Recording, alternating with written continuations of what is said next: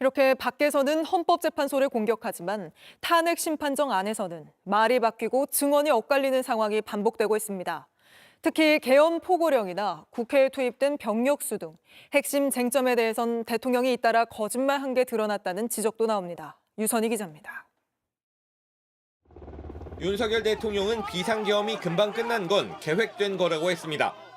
도대체 2시간짜리 내란이라는 것이 있습니까?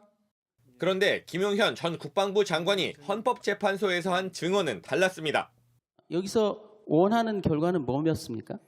최소한 한 2, 3일은 가지 않을까 생각했습니다.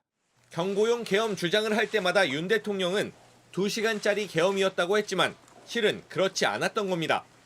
소수 병력 주장도 거짓이었습니다.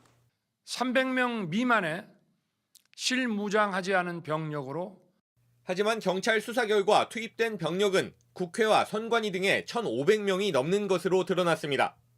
핵심인 국회 본회의장 침투 병력 수는 사인이 맞지 않았습니다. 근데 특전사 요원들이 그 본관 건물 안으로 한 20여 명이 들어가는 사진을 어제 봤거든요. 280명은 본관 안쪽에 하여튼 복도든 어디 이쪽 곳곳에 가 있었습니다. 윤 대통령 측은 또 계엄 포고령을 김 전 장관이 잘못 베낀 걸 모르고 넘겼다고 주장했는데 예전 포고령엔 없는 전공의 처단을 어떻게 베꼈냐는 지적이 나왔습니다. 그러자 윤 대통령은 법정에서 김 전 장관의 기억을 들춰냈습니다.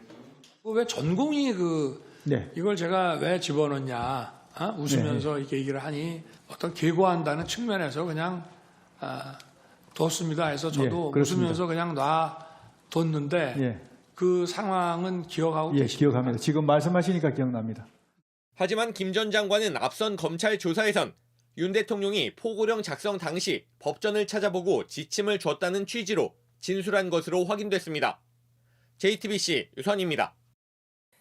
JTBC 뉴스를 시청해 주셔서 고맙습니다. 저희는 저녁 6시 30분 뉴스룸에서 뵙겠습니다.